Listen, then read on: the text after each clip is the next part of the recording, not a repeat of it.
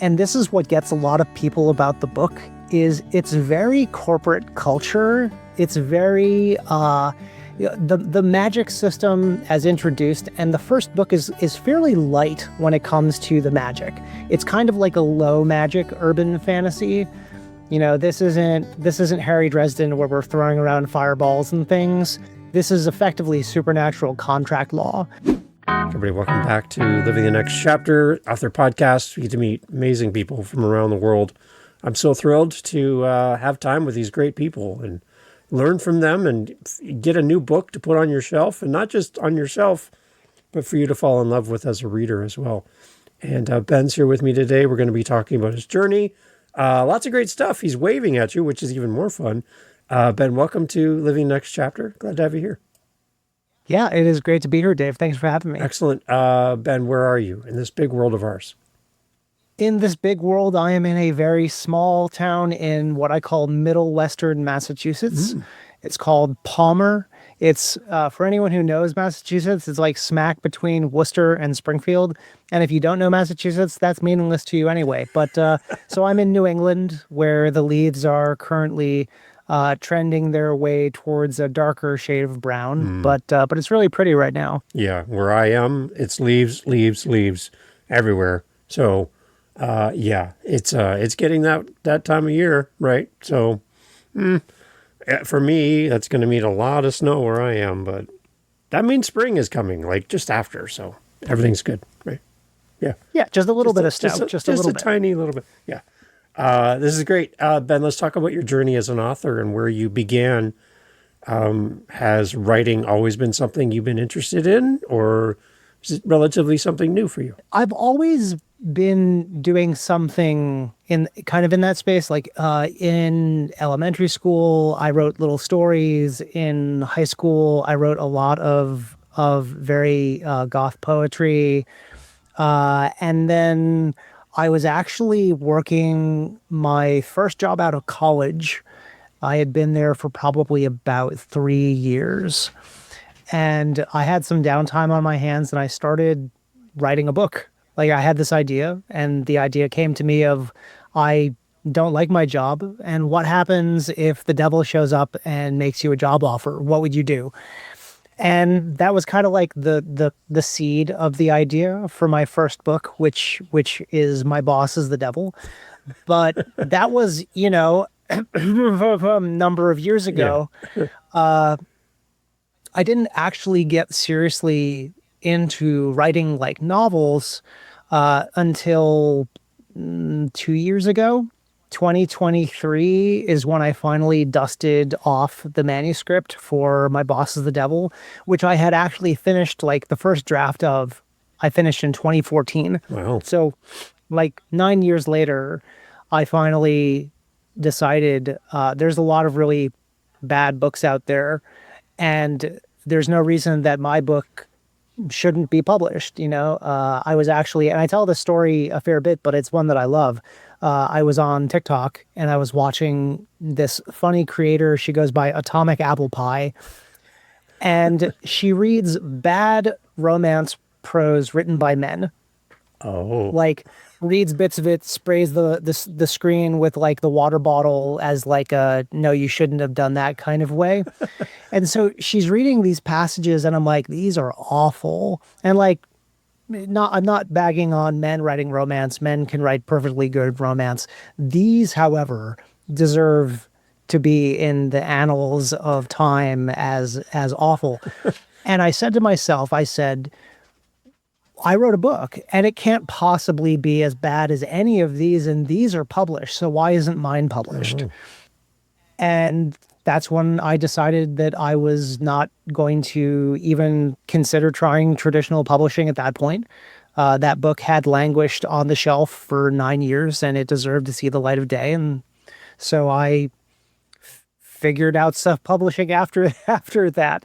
But that's kind of how I got back into it. But then, since then, I've been on this roller coaster of sustained activity.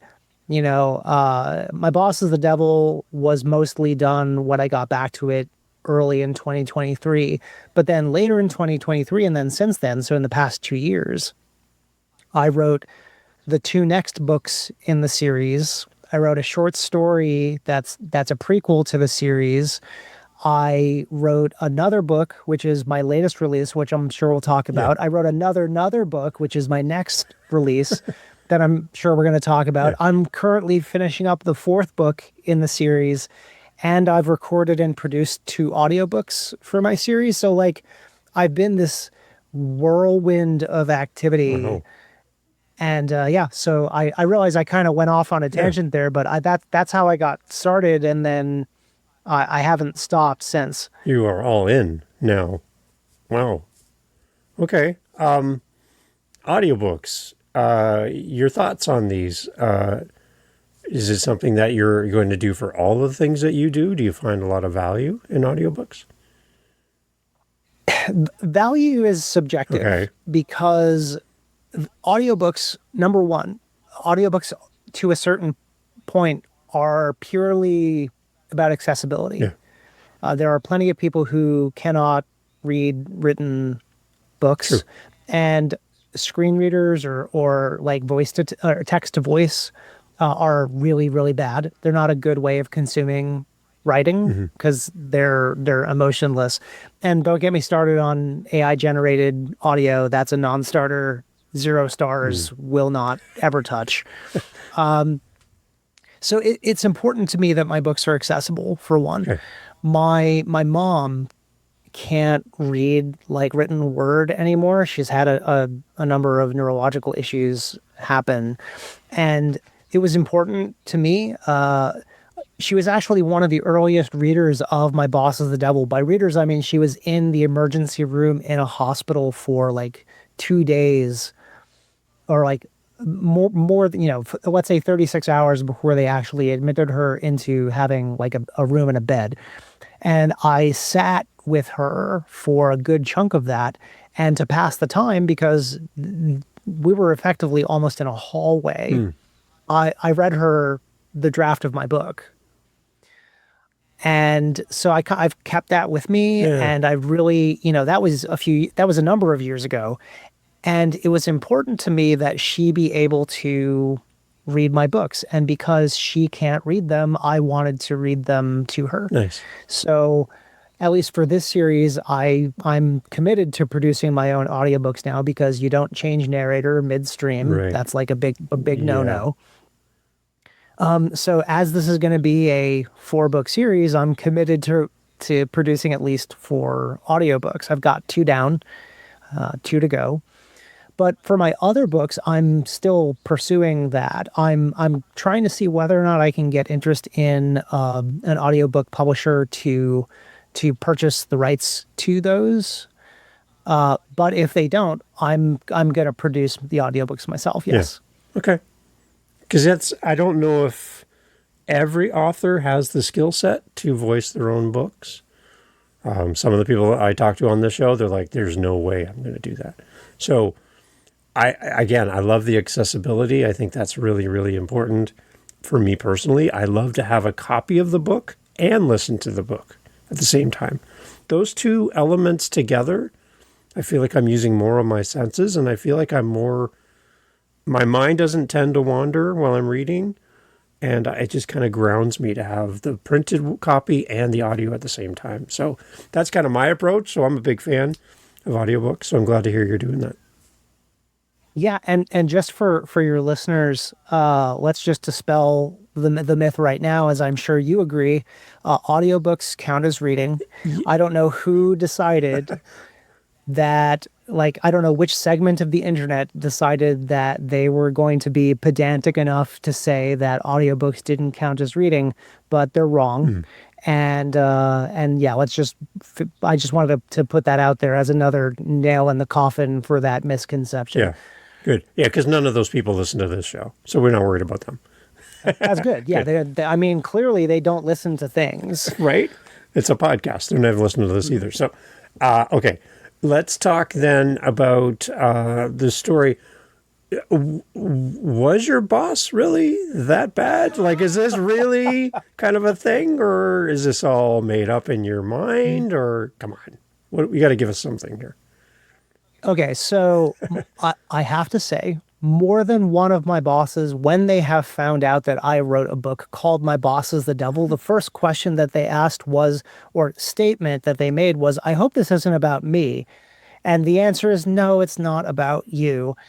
I didn't have, I mean, to be fair, I have had bad bosses, but I haven't had any bosses that were literal incarnations of the devil. And the book, it does what it says on the tin. My boss is the devil. The story is about a young barista in New Haven, Connecticut, getting a chance to change his life by taking a job offer from Lucifer himself. So it is quite literal as opposed to being like a double entendre. Like Yeah. the fun thing about the title is that it feels like it's a play on words Yeah. or a double entendre, but it's actually quite literal. Okay. So is this a promotion for this person to take this job, or is this a demotion to take this job? Have you ever been a barista? Well, okay, there you go. Yeah, okay. I can, you've kind of filled in the blanks for me there. Yeah, okay. All right. Well, that's interesting. Yeah, I guess the devil would come to, get a coffee here and there and maybe make that connection. So where did the idea come from then for you to start this and write this? Like, you're like, from personal experiences, you're like, this would make a really good book. I think the hubris of authors is that we have an idea and we think it's good whether or not the rest of the world is going to enjoy it. Yeah. So when the thought occurred to me, the whole like, well, what happens if this guy gets a job offer from the devil, and then what happens after that? And really, I believe in using writing to tackle large topics in accessible ways. My book, at least this first series, my new stuff is slightly different in this regard, but this series, the series is called The Devil You Know. It's very much a dark comedy. Okay. And in the vein of dark comedy, it tackles difficult or large subjects with humor and sarcasm and satire. And the big questions, the reason why I thought this was a good idea, number one, everyone loves a charismatic devil. And I will say my book existed well before the Lucifer TV show, so it is not in any way inspired by that. I wrote the initial draft of this, like I said, in 2014, and the idea was conceived before that. So everyone loves a charismatic devil. It was a trope before I touched it. It was a trope before Lucifer touched it. Yeah. And so I thought that that was a good idea. But then the bigger topics are things like just about ethics and morals and what is good, what is evil, and the constant question of, do the ends justify the means? What if I tried to do good with influence that is heretofore thought of as bad? It's the Nick, the main character, he's not an anti-hero like traditional anti-heroes that do bad things for good reasons. But that's the idea behind anti-heroes, right? Is that, can they do good by doing bad? I don't know. Let's find out. Do they do it enough? Do we balance the scales of the bad that they do compared to the good that they bring? So it's really, I came up with the idea based on this idea of this charismatic devil and the initial scene, which is this not so chance meeting in a graveyard. And it went from there. Okay. It's not the reluctant hero trope, but the people who want to summon the devil don't get to. And the guy who just tags along to drink their absinthe and escape for a little bit catches the attention of the devil. So it's got a lot of different things going on with it. Okay. If I don't want to give anything away that we're not supposed to, but can we talk about this job offer? Like, what is this person getting out of this deal? I'm thinking it's a deal with the devil, basically is what's happening here, but what kind of position are we talking about? Yeah, so it's not much of a spoiler. Again, if it happens in like the first third of the book, that's usually pretty fair Okay. game. Nick goes so the thing about the offer is that it isn't an all or nothing. Hmm. So Lucifer wants to take a gamble on Nick, and Nick isn't interested in signing his soul away. And for the record, this book starts the kind of mythos of the devil where my take on heaven and hell, hell is just a place, and the people who are under the devil's care are just that. It's not necessarily a place of torment. Okay. Uh, is there torment for really bad people? Yes. Is everyone who ends up in hell a bad person? No. Hmm. And there's a lot of gray area in most of what it is that I write. Okay. And so Nick doesn't want to sign on for this. He thinks this whole thing is dicey. So what Lucifer does to tempt him, because what is the devil if not a tempter? Right. Lucifer takes a gamble and tells Nick that he can basically accept his offer on contingency, do some work for him, use the influence to do a project of his own, and then decide at the end of it whether or not he signs his soul away. And if he doesn't, then he gets to go off with his job training and experience and never think about it again. Otherwise, he signs on the dotted line and becomes, property of the devil. So the job itself, and this is what gets a lot of people about the book, is it's very corporate culture. It's very the magic system as introduced, and the first book is fairly light when it comes to the magic. It's kind of like a low magic urban fantasy. This isn't Harry Dresden where we're throwing around fireballs Hmm. and things. This is effectively supernatural contract law. And Nick is chosen to effectively be an agent, which is like a title, but he is the assistant to the devil himself, because the devil, for whatever reason, has decided to take an interest in this plucky young man. Okay. So in essence, then he goes from making coffee to getting coffee for for the devil. Yes and no. It's less that than just working under his Yeah. direction. Okay. He's an agent of, but not he's not like an admin. There's an Yeah. admin for the office. His name is Lester. He's delightful. But but Nick is an agent of Lucifer, and his role in being like working for the man himself is to work on specific projects that Lucifer wants him Okay. to tackle. Okay. All right. Talk to me about the reader for this, because it sounds intriguing, and I'm wondering who you're kind of hoping is your ideal reader, because I want them listening to this to go, I'm in. So kind of talk to me a little bit about who do you have in mind that's going to love reading this book? So the book and the series in general, because again, like right now it's a 3-book Yeah. series is out, and I'm wrapping up the 4th one. So it is urban fantasy in that it takes place in an urban setting, New Haven, Connecticut, which is my old stomping grounds. And but it's been described as not so cozy urban fantasy.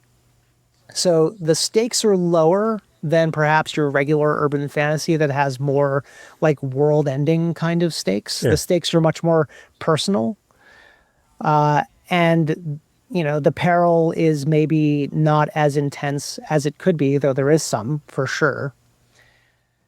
So my target audience is really someone who likes a witty, like bantery contemporary fantasy that has some supernatural elements, that isn't afraid of tackling a version of the Christian mythos. So I'm Jewish myself. Yeah. So I'm definitely irreverent when it comes to my portrayal of the Christian mythos.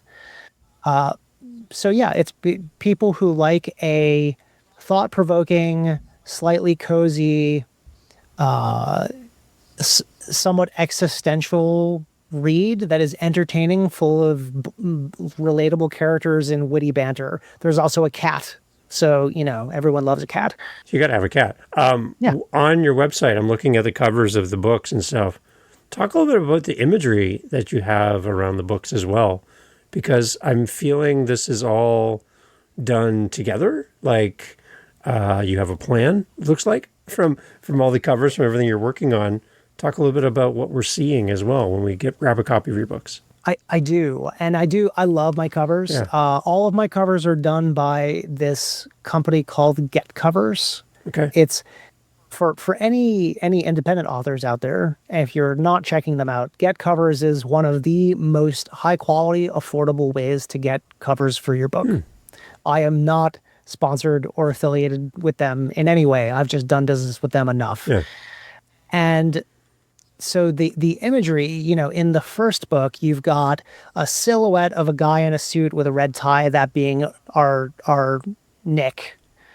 And then you've got the devil behind him, which ironically was pointed out to me later, and I didn't really think about it too much. He looks a little bit like Batman from the original animated Batman series, and I can't unsee that now. Oh no. Yeah. Okay. Oh no, it's okay. Yeah. But it's a great image. So we've got the shadowy devil with his hands on Nick's shoulders with like a pentagram behind them. But then you've got like little coffee icons floating around. Yeah.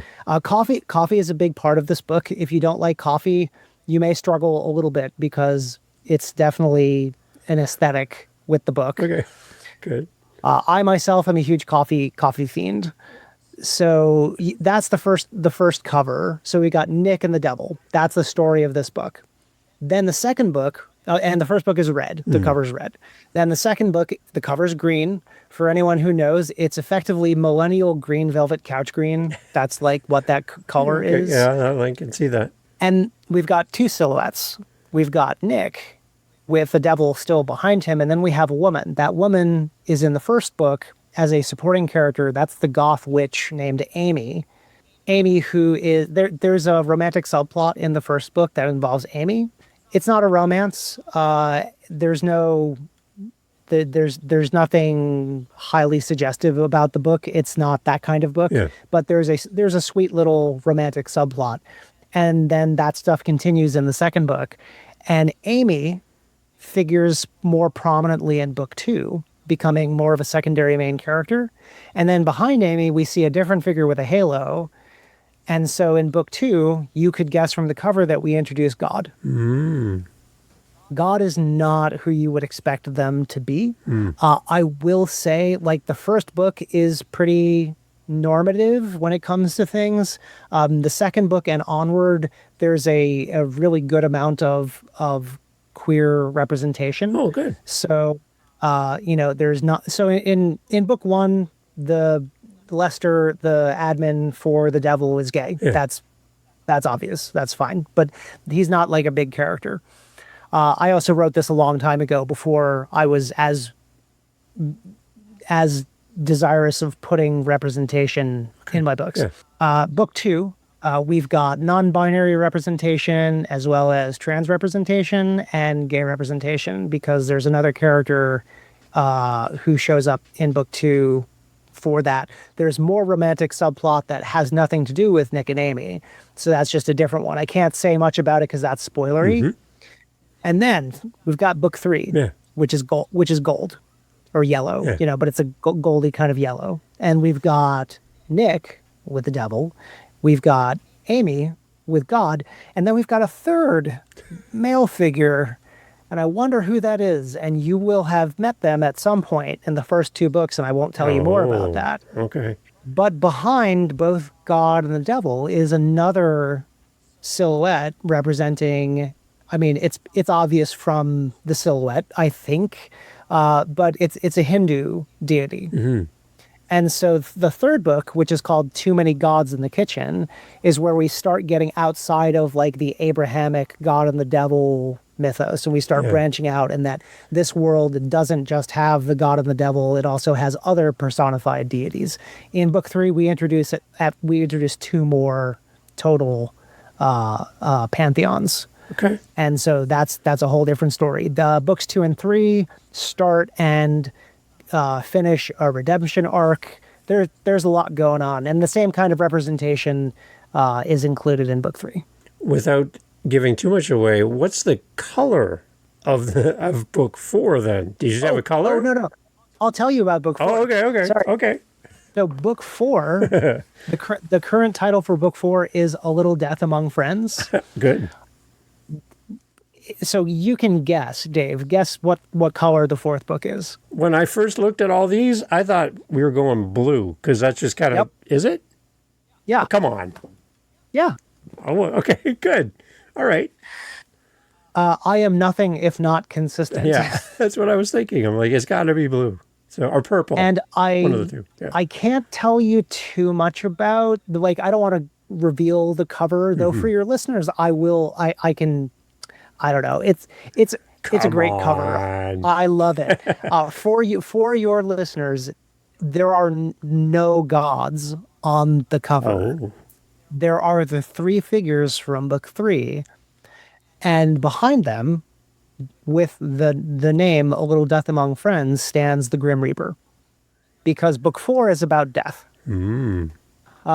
Book 4 is an interesting journey for me. I let's get very real for a second, because I'm sure everyone loves that when authors go totally off script. I guess. Yes. I am terrified of the concept of death.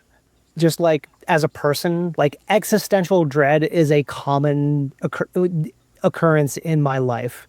You know, the curse of mankind is the knowledge that we too will die at some point. Right.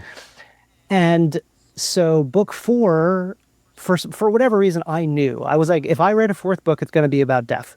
So I started writing a 4th book. It was going to be about death. Not necessarily like specifically Christian death, Yeah. but like there's a lot. Let's just say we continue the theme that there's a lot going on with death. But I get to explore a lot of the really uncomfortable pieces of my own existential dread when it comes to the topic in this book. So there's still humor, there's still wit, there's still banter. There's also some really terrible things that happen. And I can't tell you anything about that, but it's going to be a ride. I have an alpha reader that is pre-alpha.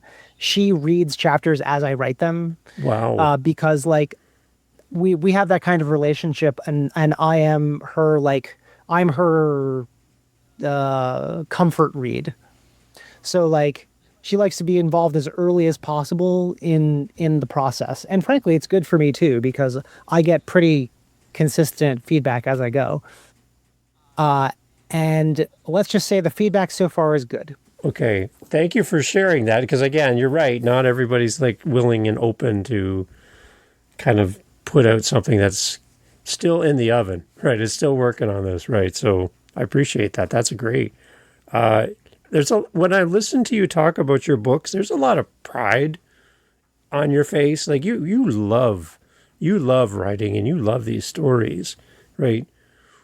Like, why did you go down this path though? Like, you could have gone anywhere with your writing. Why is this so important for you? The representation of your characters and who they are and how they show up in this world. Why that direction? Why the spiritual aspect of your conversation and what you're writing? You seem to be playing in multiple things at the same time. And I'm trying to figure out why all these things matter to you so much. Can you kind of unpack that for us? I can try. I more than anything. So, why? Let's start a little further back. Why did I decide to publish? Yeah. Because this is actually something that I talk about a fair bit when people talk about whether they're succeeding or failing at being an author, and especially as an independent author. I published my books because I wanted my stories to be experienced by other people.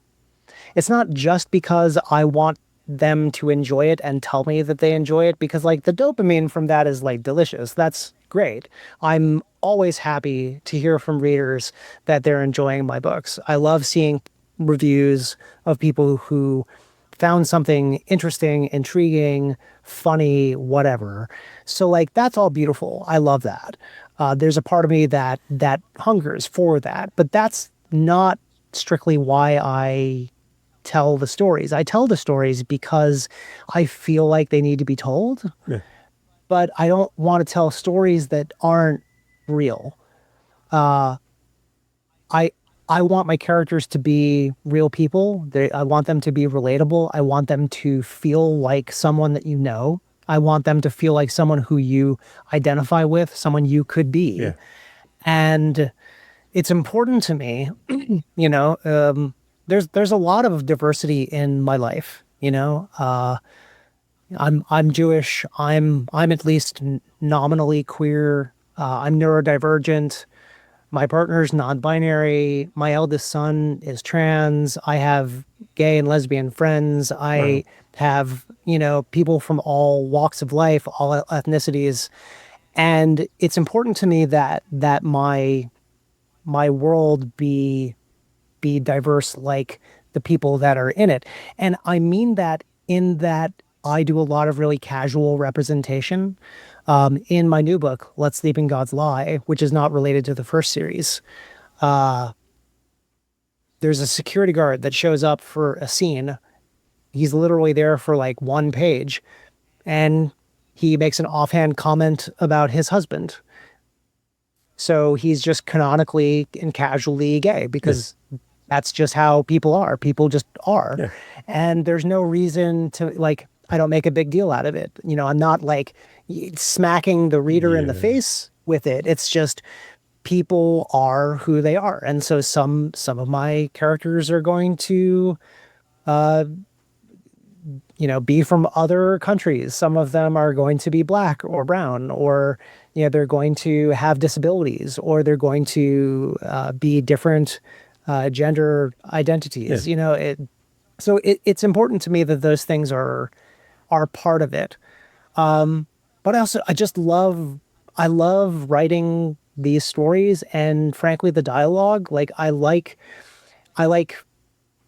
letting these characters express themselves through the dialogue that flows out of my hands into the keyboard. Yeah. You know, so I have a lot of pride about what it is that I write because it's all to an extent like it's all very fake, but it's all very real. Yeah. It's nice for your readers to see themselves in your stories as well, right?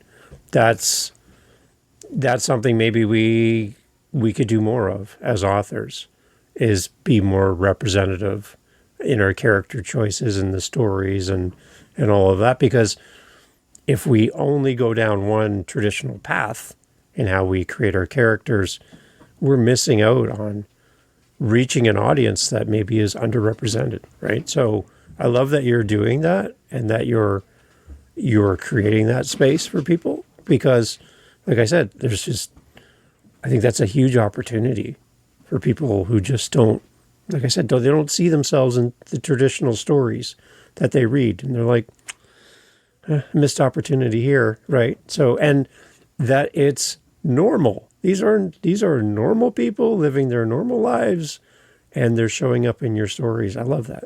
I think that's really good. Thanks, Dave. It's interesting. Just to follow on, because you also asked like why the spirituality Yeah. stuff. And that's because I wanted to make it more real. It's like it's all kind of part of a theme, but I like connecting my magic systems to existing mythology or mythos or spirituality Yeah. because I feel like it grounds the magic in a way that makes it more real. There's a subgenre of contemporary fantasy called magical realism, and that's kind of what that's about, is the like grounding the magic in some way to make it more realistic. So, you know, if magic has to follow the laws of physics, or, you know, magic follows a specific spiritual path, it really depends on what it is. So for example, my new book, Let's Sleep in God's Lie, is an entirely different magic system from the first series because it's its own series starter, and it's focused on a more animistic take where the world itself and everything in it possesses a certain magical or spiritual energy that certain people can tap into.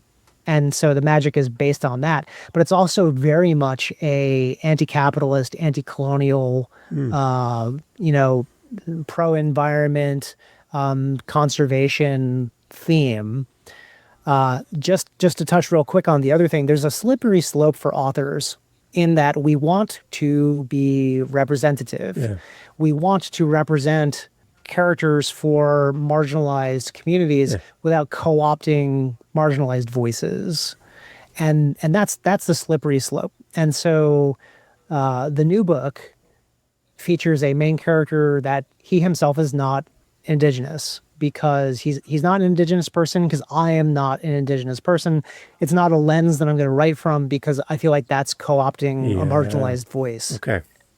But there's a supporting character who is a member of a local tribe in the area where the book takes place, because I want to represent part of that culture and part of that mythology and folklore without trying to live in the skin of a person that I am not. Yeah.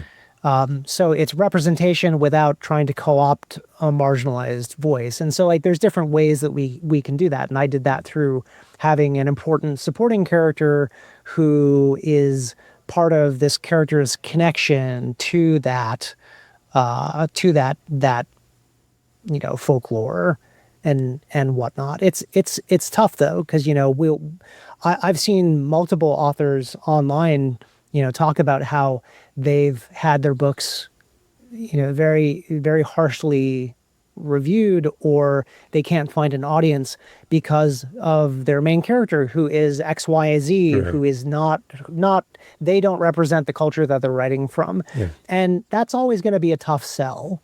You know, if you're writing a main character from a marginalized perspective that you yourself are not a part of, then you're going to inevitably get criticism for it. And I think authors just need to accept that if you're going to go that route, that's what you're signing on for. That, or just avoid that and do it a different way to include marginalized voices without co-opting their experience. Okay. All right. Yeah. Again, as I'm listening to you, you just seem to be playing in some pretty interesting spaces that don't seem to be connected. It's like you're the connection for this element, and this element. You as the author are the ones bringing these together, which they don't normally play together really well, right? And you just seem to be the gel, kind of bringing all these different areas together, which I really enjoy. I think that's quite unique. Well, thank you. I'm glad you enjoy it, and I'm glad that it seems to work. So right.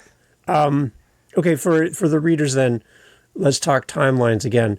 So we have the first 3 books are available now. Is that correct? Yes. As a recording? So the first three books of The Devil You Know are available. All of them are available on Kindle Unlimited, for ebook, Kindle Unlimited, ebook, paperback, and hardcover. The first 2 books in that series are available widely as audiobooks. Okay. So that's what's currently available. I am going to be starting production of the 3rd audiobook this month, November. And and then as far as what else is available, the first book in my new series, which is that more animist, conservationist take on things called Let Sleeping Gods Lie, is available now in ebook, Kindle Unlimited, and paperback. And the rest of that is going to be coming later. Okay. Time frame for later? Do you have any idea? So book 4, I would expect to be out in the next few months. I have another book that is entirely based. So it's another series, or like standalone, but it's going to have a cycle around it, not necessarily continuing with the same character. Okay. And that one is entirely a new magic system based on Jewish magic and mysticism. Okay. So like by the book, the Old Testament, the Talmud, the Torah, It has more demons in it than you can like shake a stick at. Right. And most people aren't aware of the demonology and magic inherent in that religion. Yeah. And being Jewish myself, I get to write a book from the perspective of a Jewish protagonist whose magic is real. So that's going to be exciting. I expect that's like in the can, proofed, formatted, ready to go.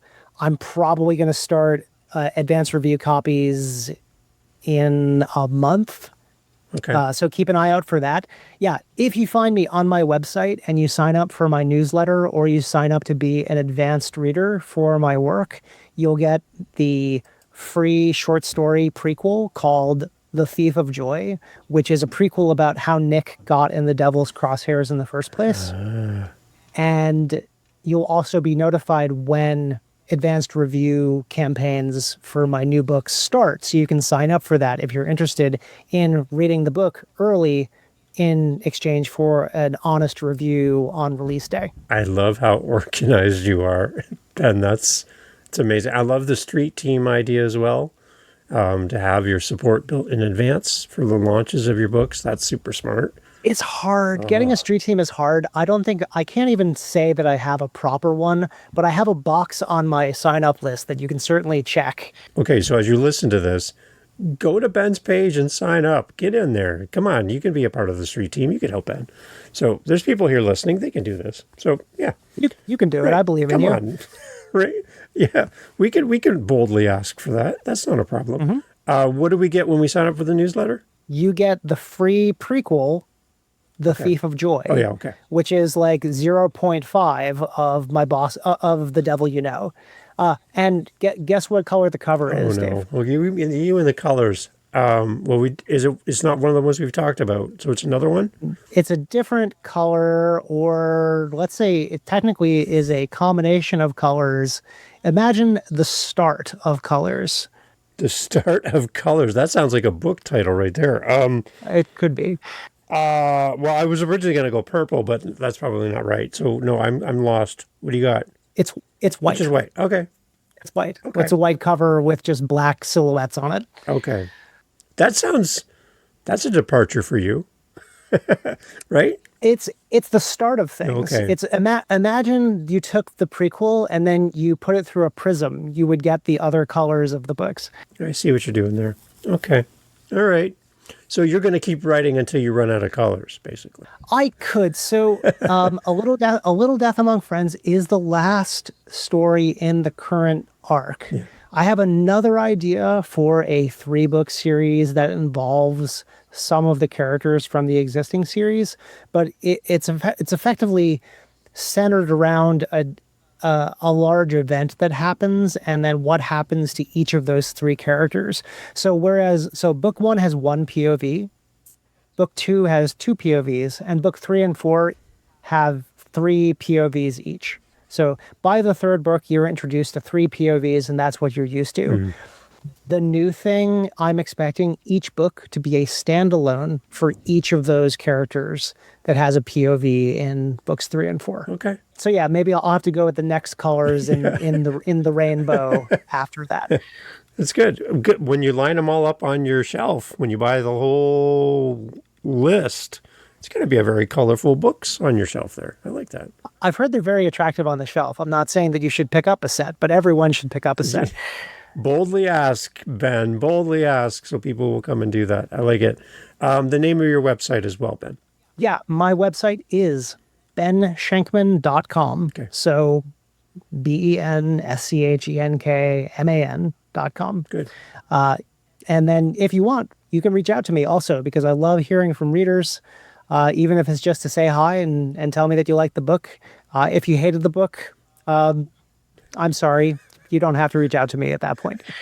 There you go. Yeah, and then go ahead and buy them all. And when you buy these books, everyone, as you're listening, please leave a great review. Ben would love to hear your thoughts about what you're reading, what you loved, the story, the characters.